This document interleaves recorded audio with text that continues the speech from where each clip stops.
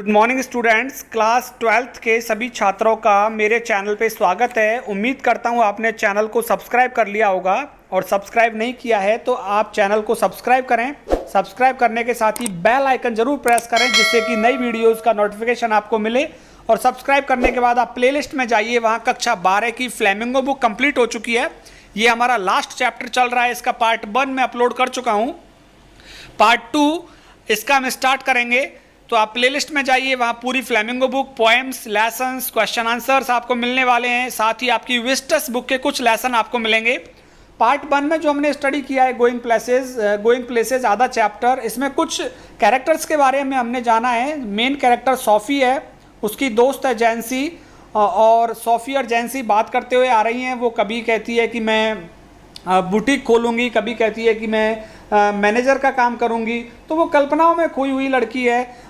इसके बाद वो घर आती है और घर आकर अपने भाई से कहती है कि मैं डैनी कैसी से मिली थी। डैनी कैसी एक फुटबॉलर है, यूनाइटेड टीम का बहुत ही प्रतिभा संपन्न फुटबॉलर है। और उसको जॉफ उसका बड़ा भाई है सोफ़ी का। जॉफ को विश्वास नहीं होता है कि वो उससे मिली भी होगी, और वो अपने पिता को बताता है कि सोफ़ी डैनी कैसी से मिली है। तो सोफ़ी का जो फादर है वो भी फुटबॉल प्रेमी है, उसको भी सोफ़ी की बात पे विश्वास नहीं होता। डायरेक्ट सोफ़ी का छोटा भाई है, वो भी फुटबॉल प्रेमी है। तो ये सब डैनी कैसी जो फुटबॉलर है उसका सोफ़ी से मिलने पर विश्वास ही नहीं होता कि सोफ़ी उससे मिली भी होगी। तो आधा लेसन हम कंप्लीट कर चुके हैं। आज हम पार्ट 2 स्टार्ट कर रहे हैं। किसी ने पार्ट 1 यदि नहीं पढ़ा है, उसका लिंक नहीं मिला है, तो इस वीडियो के डिस्क्रिप्शन बॉक्स में पार्ट 2 का लिंक मिल जाएगा। वहाँ से पार्ट 2 का लिंक लेकर आप पार्ट 1 का लिंक लेकर आप अपने पार्ट 1 को स्टडी कर सकते हैं। और सेकंड पार्ट यहाँ से स्टार्ट होगा हमारा ऑन सैटरडे। यहाँ से हम स्टार्ट करने वाले हैं। पार्ट 1 का लिंक आपको इस वीडियो के डिस्क्रिप्शन बॉक्स में मिल जाएगा। वहाँ से पहले पार्ट 1 पढ़ें और फिर पार्ट 2 पढ़ें। चलिए स्टार्ट करते हैं। On Saturday they made their weekly pilgrimage to watch United. शनिवार को उन्होंने अपनी साप्ताहिक यात्रा की। पिलग्रिमेज यहाँ पे तीर्थ यात्रा होती है, लेकिन यात्रा की टू वॉच यूनाइटेड टीम का मैच देखने के लिए, फुटबॉल का मैच देखने के लिए सभी लोग गए। सोफ़ी, उसके फादर, उसका भाई डेरेक, उसका भाई जॉफ, ये सभी मैच देखने के लिए गए। SoFi and her father and little Derek bent down near the goal. SoFi, उसके पिता और उसका छोटा भाई डेरेक ये गोल के पास चले गए बैठने के लिए, अपनी सीट लेने के लिए। Geoff as always went with his mates higher up. Geoff जैसा कि हमेशा ही करता था, वेंट विद हिज मैट्स, अपने साथियों के साथ हायर अप, ऊंची वाली चेयर पे जाके बैठ गया था। यूनाइटेड won 2-0 एंड कैसी drove in the second goal. United जो टीम थी वो जीत गई थी 2-0, 2-0 से। एंड कैसी drove in the second goal, और जो डैनी कैसी था उसने दूसरा गोल किया था। A blend of innocence, Danny कैसी मिश्रण था मासूमियत का, एंड आयरिश जीनियस, और आयरिश प्रतिभा का एक अनूठा मिश्रण था। Going round the 2 big defenders, यहाँ पे बताया किस तरह से उसने गोल किया था। 2 बिग डिफेंडर्स, 2 विरोधी डिफेंडर्स थे, रक्षक थे, गोल रक्षक। उनके गोइंग राउंड, दूसरी तरफ जाकर के, on the edge of the penalty area, penalty क्षेत्र के कोने पर जाकर, with her father screaming for him to pass, और सोफ़ी अपने पिता के साथ चीखी कि वो गोल करे। And beating the hesitant goalkeeper from a dozen yards, और उसने हरा दिया हिचकिचाते हुए गोल कीपर को फ्रॉम अ डजन यार्ड, लगभग 12 गज की दूरी से उसने गोल कर दिया था। और जो हिचकिचाता हुआ गोलकीपर था उसे हरा दिया और गोल कर दिया था डैनी कैसी ने। SoFi glowed with pride, SoFi एकदम से चमक उठी गर्व के साथ, खुश हो गई गर्व के साथ। आफ्टरवर्ड्स जॉफ वॉज एस्केटिक, और इसके बाद जॉफ भी काफी उत्तेजित हो गया था जब डैनी कैसी ने दूसरा गोल किया था। I wish he was an Englishman, someone said on the bus. बस में जब मैच खत्म हो गया, जब ये लोग वापस जा रहे थे, तो किसी ने कहा कि आई विश, काश, ही वॉज एन इंग्लिशमैन, कि डैनी कैसी काश इंग्लिशमैन होता, अंग्रेज होता वो। Ireland will win the World Cup, little Derek told his mother when Sophie brought him home. जब सोफी डेरेक को घर लाई तो डेरेक ने कहा कि आयरलैंड वर्ल्ड कप जीतेगा. Her father was gone. Sophie के पिता चले गए थे to the pub to celebrate. इसको मनाने के लिए, इस जीत को मनाने के लिए पब में चले गए, थोड़ा ड्रिंक करने के लिए. What is this you have been telling? जेंसी said next week. अगले सप्ते जेंसी ने कहा, सोफी से कहा, What is this you have been telling? ये क्या कह रही हो तुम? जेंसी said, जेंसी बोली next week. अगले सप्ते जब सोफी और जेंसी मिले तो जेंसी उससे बोली कि ये तुम क्या कह रही हो? What about? किसके बारे में क्या कह रही हूँ? सोफी ने जवाब दिया, Your Joff told our Frank you met Danny Casey. कि तुम्हारे भाई जॉफ ने मेरे भाई फ्रैंक को बताया कि तुम डैनी कैसी से मिली थी.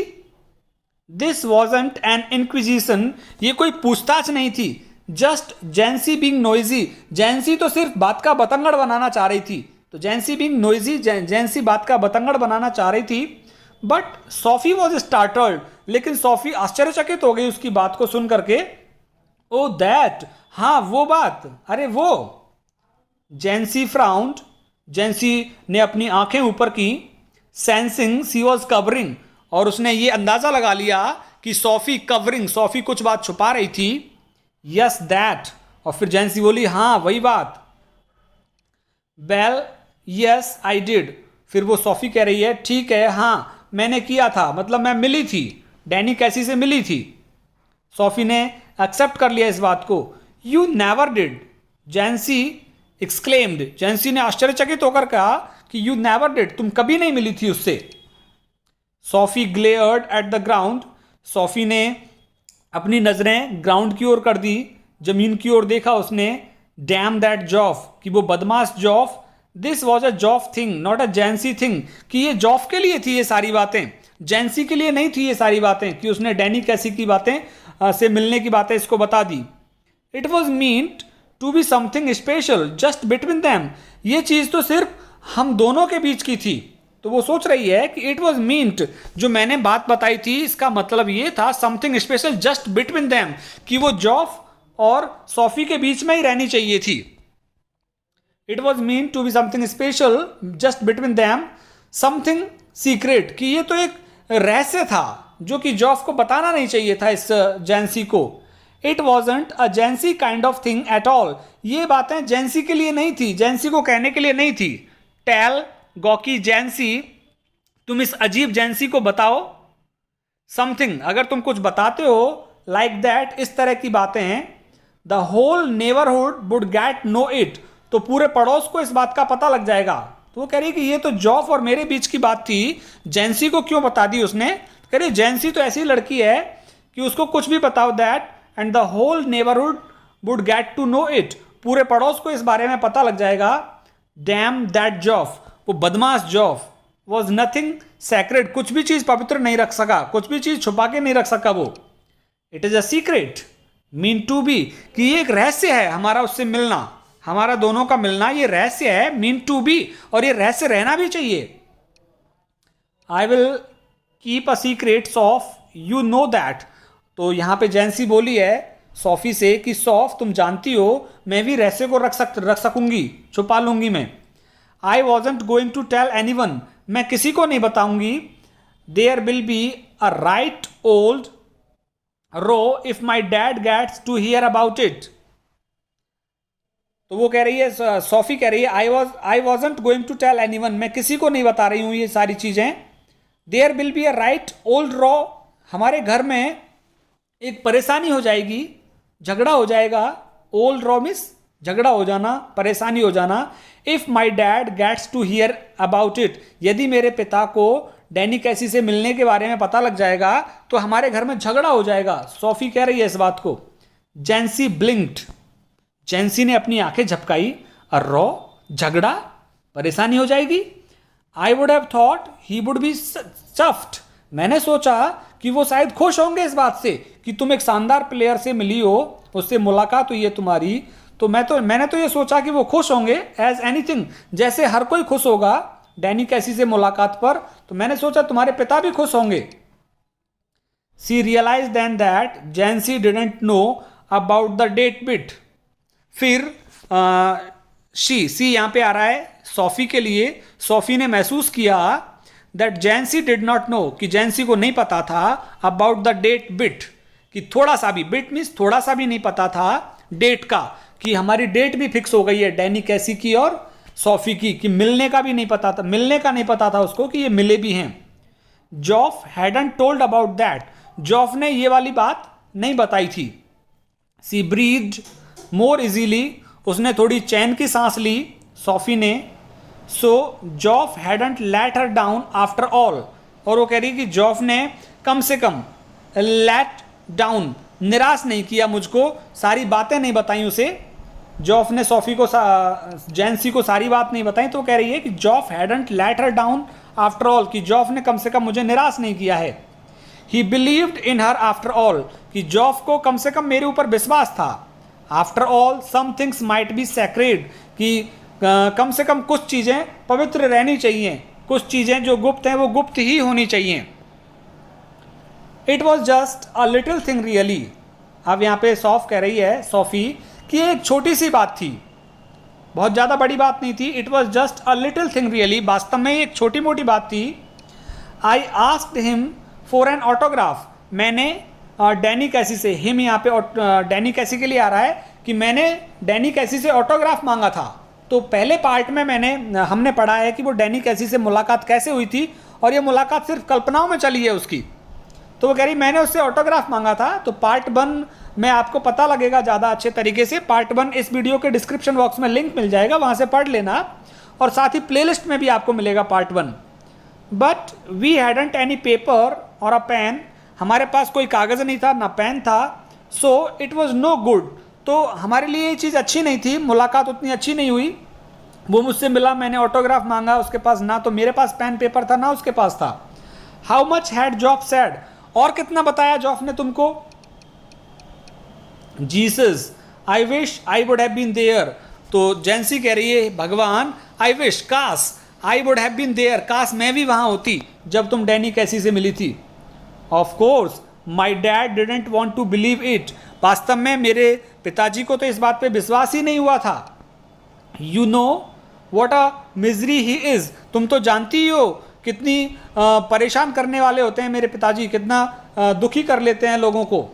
But the last thing I need is queues of people round our house asking him what is all this about Danny कैसी।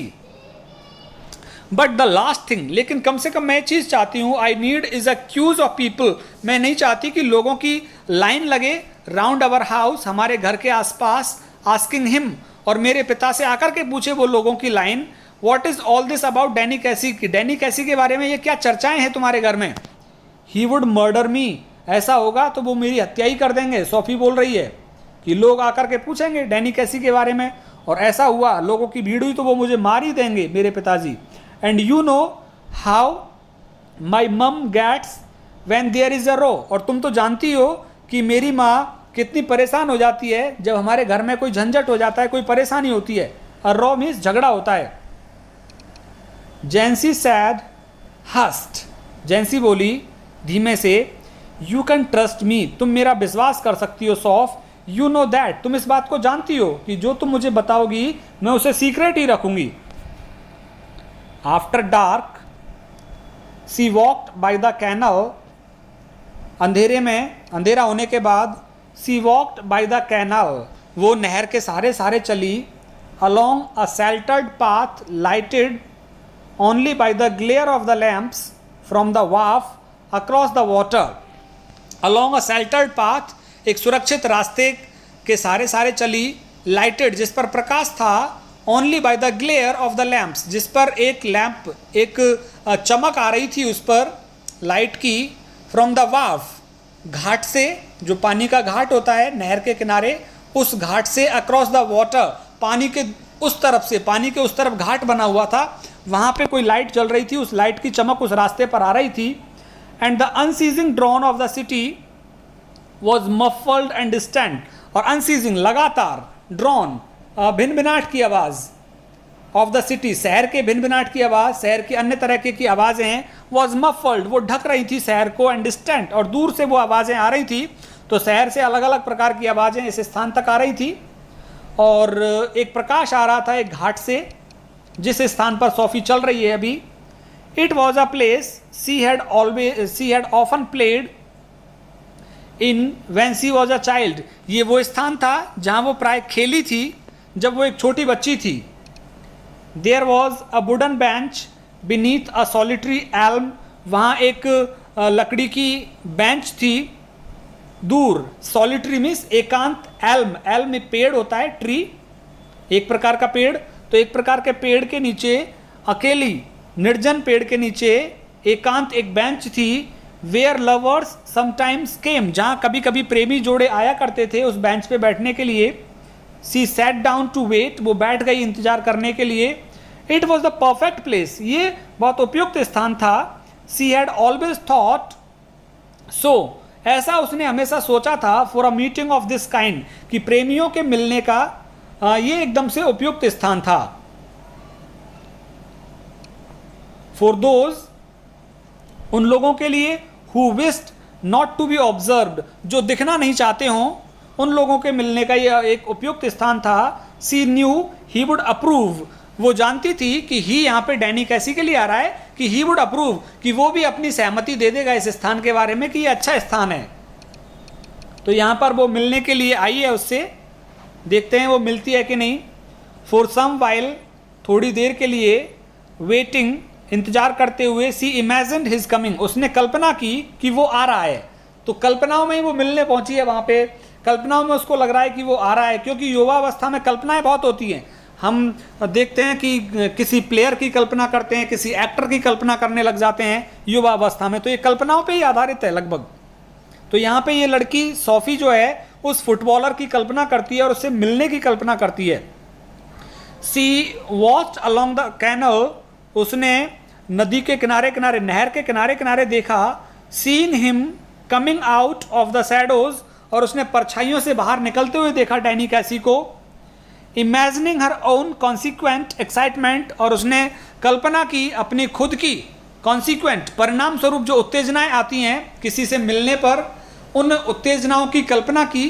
तो कल्पनाओं में ही वो उससे आते हुए देख रही है, कल्पनाओं में ही वो उत्तेजना कर रही है कि कैसी उत्तेजनाएं उसकी होंगी जब वो मिलने आएगा। Not until some time had elapsed, थोड़ा सा टाइम नहीं गुजरा, इलैप्स्ड, जैसे ही थोड़ा सा टाइम गुजरा, she began balancing against this idea of is not coming, उसने अपने आप को संतुलित करना प्रारंभ किया इस विचार से कि वो नहीं आ रहा है। अभी उसको लगा वेटिंग, काफ़ी देर से इंतजार कर रही है, तो अब जब समय निकला तो उसको ऐसा लगा कि वो नहीं आ रहा है अब। हेयर आई सिट, यहाँ मैं बैठी हुई हूँ। सी सैड टू हर सेल्फ, उसने अपने आप से कहा कि यहाँ मैं बैठी हूँ उसके इंतजार में। विशिंग डैनी वुड कम, इस इंतजार में कि डैनी आएगा। Wishing he would come and sensing the time passing, वो आएगा और देखेगा कि समय गुजर रहा है।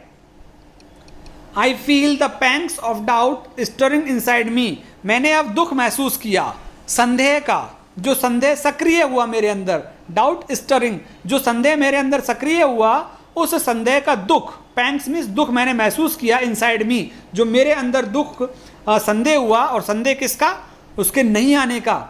आई वॉच फॉर हिम, मैंने उसको देखा, but still there is no sign of him, अभी भी उसका कोई संकेत नहीं था उसके आने का।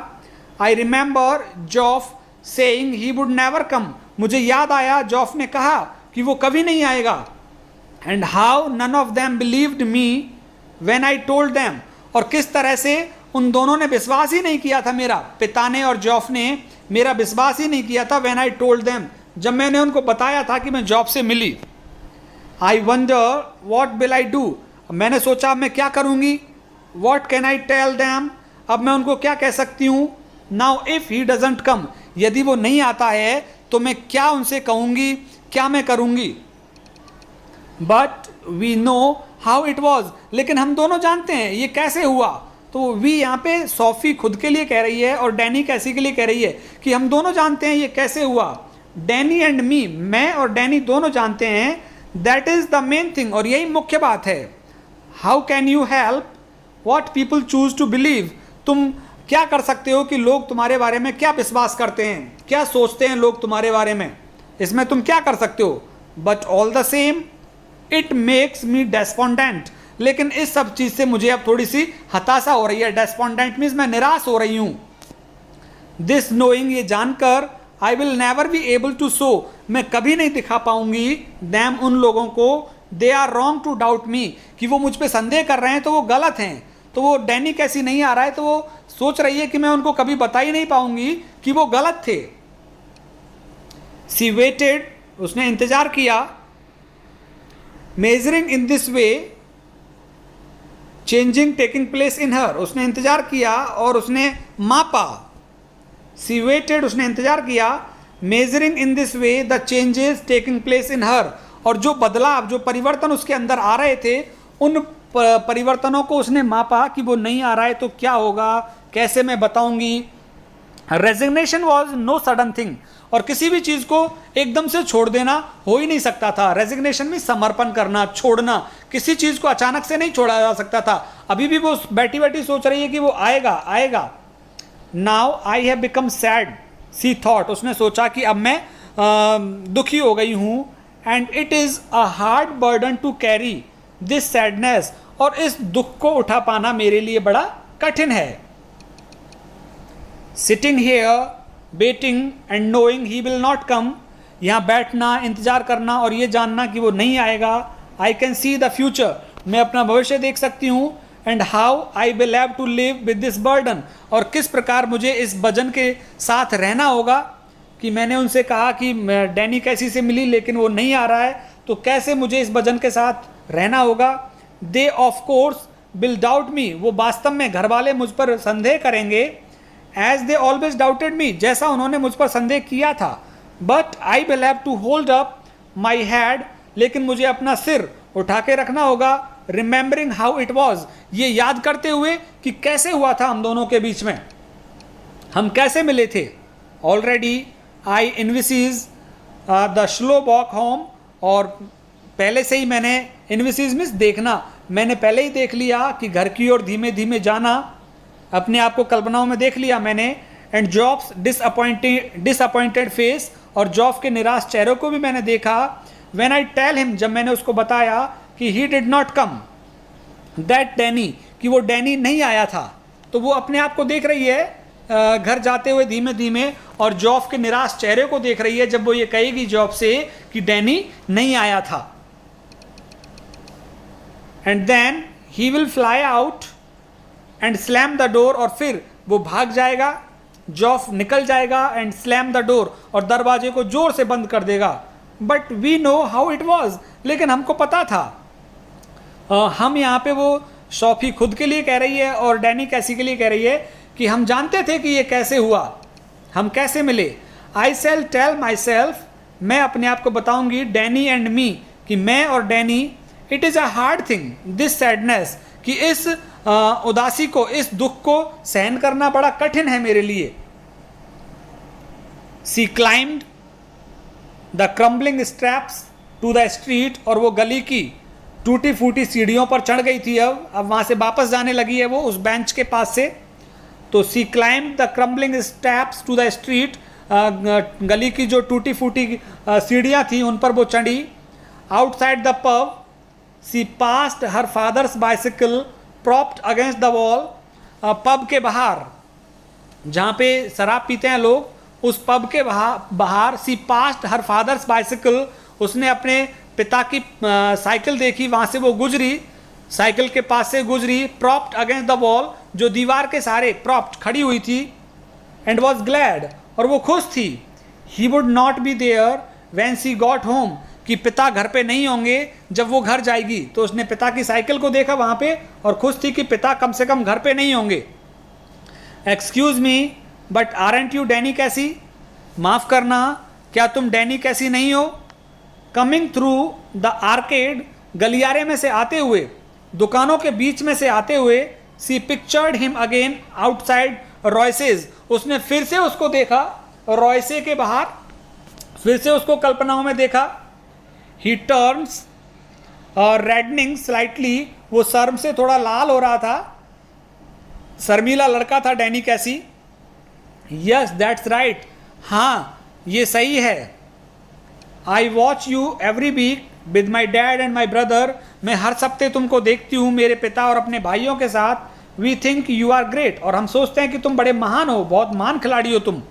ओ well now that is very nice, ये बहुत अच्छी बात है तुमने मेरे बारे में ऐसा कहा। तो वो खुद ही कल्पना कर रही है कि सोफी की फिर से मिल रही है वो उससे।